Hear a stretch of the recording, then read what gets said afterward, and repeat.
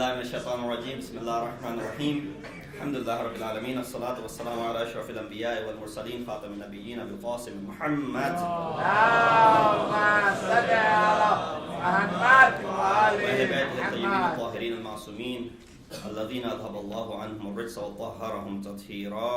اللهم صل على محمد أما وآل بعد فقال محمد. رسول الله صلى الله عليه وآله إن الحسين مصباح الهدى وسفينة النجاة.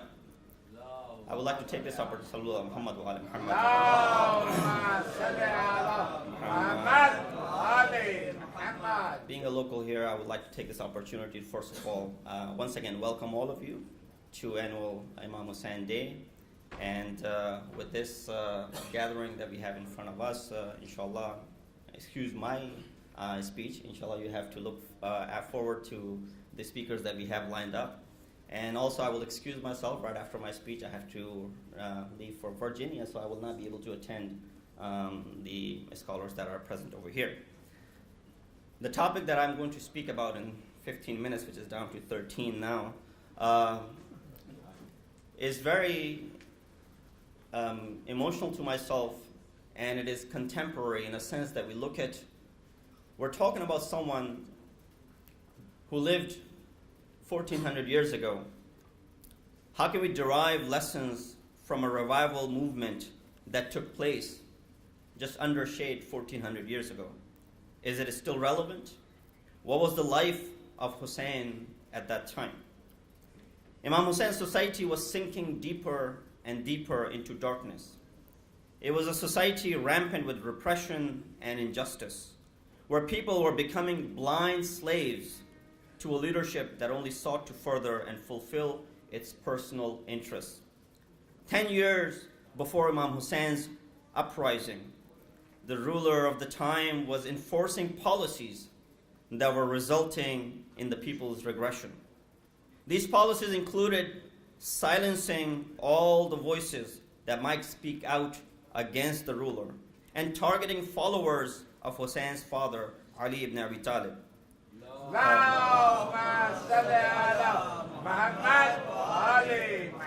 who were brought up to think and question the ruler's policies and even raise objections if these policies were contrary to the interest of the people and the teachings of Islam. The ruler led a campaign of mass propaganda to instill total obedience by discouraging free thinking and executing scholars. The ruler raised a generation of blind followership that was heartless and silent.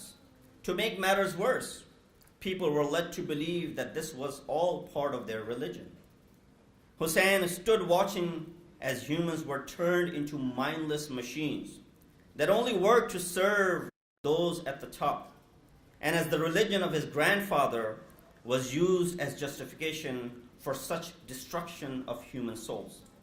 After 10 years, the ruler died. Everybody has to leave. He had appointed his son as his successor.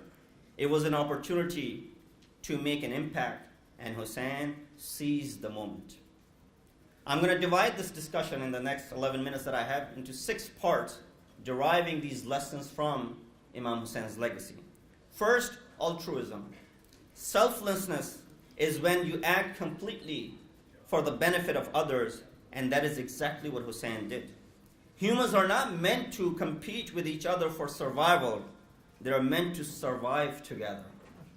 Hussain could have carried on with his life, taking care of his family affairs and bearing no responsibility for the events happening around him, especially given that his father's followers were routinely prosecuted, butchered, and eliminated with no mercy whatsoever. No followership could justify lack of action in the eyes of some, but not in the eyes of Hussain. Despite being warned that rejecting the new king and the policies of the kingdom would mean death, he persevered, threatened that such a stance would lead to the suffering of his family. He instead was concerned with the well-being of the generations to come. If people were have to have a better future, then Hussain was their only hope. He refused to submit. He called for change, for return of the noble values that his grandfather and his father had called for. He paid the price for it. He sacrificed his life so that people would awaken. His uprising became a legacy for change, a legacy for justice. The idea that we only do things if they result in personal gain is destroying our society. It is as though we are in constant race against each other, and we would only offer to help someone if such help will be beneficial to us in return.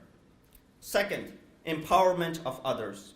The most influential leaders are those who do not only lead during their lifetime, but also transform others around them so they will continue the journey even after the demise of the leader. Hussain is an epic example of this phenomenon. The strength of his stance has transformed people not only around him, but across the generations that came after. His story became a legacy that inspired people across different times in different parts of the world, as we got the example of the world to rise and defend justice. He empowered people with values that led the way to how to defend them. He became a legacy that oppressors feared, and they continue to fear today. The narration of his story was forbidden in many parts of the world because of the impact it left on the nations. He has truly inspired and transformed people on the path of change. If you are searching for role models to inspire us today, then let us look no further than the legacy that has inspired millions of people across the world. Number 3, firmness and truth. The oppressors of his time gave Hussain only one option: to remain alive if he wanted to surrender his will.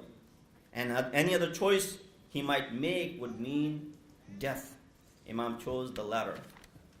We see, for a man to sacrifice his life and the well-being of his family for the sake of his principles must teach us all a lesson.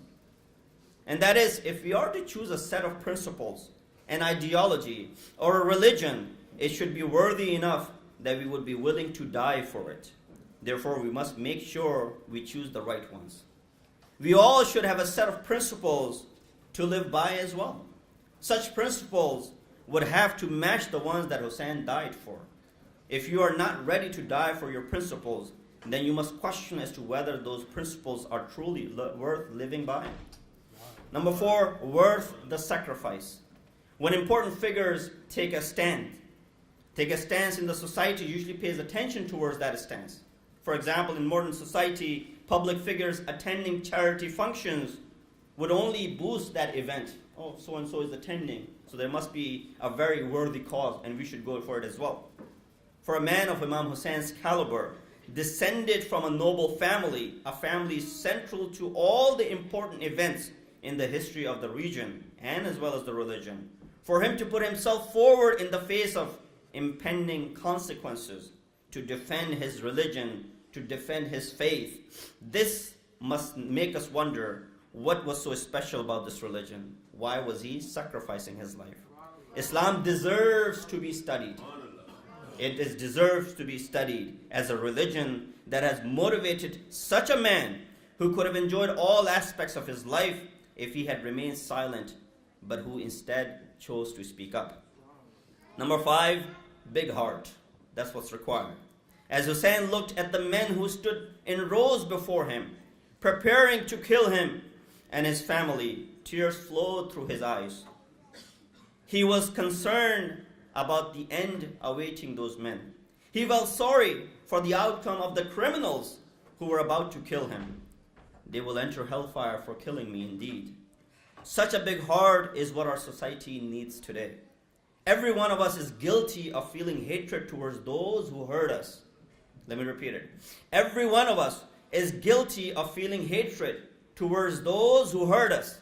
None of them are as bad as those who killed Hussain. Dr. Rizvi just mentioned. Yes, we do not treat them with the love that Hussain had for all of humanity. And lastly, to conclude, values that do not change. A dangerous feature in any society is the abandonment of the good values in the name of adaptation or progress. Imam Hussain said, I only came out to seek reformation in the nation of my grandfather and to implement the way of my father as well as my grandfather. That was my purpose. Reformation does not mean changing the traditional values. In fact, it means returning to them because you have forgotten about them. The values that protected the society for a long, long time. What has happened to strong family ties? Respect to elders and teachers. Making family priority and not materialism. Having mercy on the young ones and the likes of it. We have abandoned such values in the name of progress and modernity, and yet we have not achieved happiness even after abandoning all of those things. We must stop and rethink. Some values simply do not change with time, and we must return to them every now and then. Imam Hussain stood to defend something which doesn't have an expiry date on it. He stood to defend Islam, and it will not expire. When you stand to defend something which does not have an expiry date and which is everlasting, you become everlasting as well, as Imam Hussain did. Lady Zainab, and I will conclude with these words of Lady Zainab, when she said this in the court of Yazid, فَكِدْ كَيْدَكَ وَسْعَ سَعْيَكَ وَنَاسِبْ جُهْدَكَ فَوَاللَّهِ لَا تَمْهُ ذِكْرَنَا وَلَا تُمِيتْ وَحْيَنَا. Plan as you may, try as you wish, strive as much as you can, but by God, you will not be able to remove our remembrance from the hearts of the people, and you will never extinguish the light of our message. Assalamu alaikum wa rahmatullahi wa barakatuh.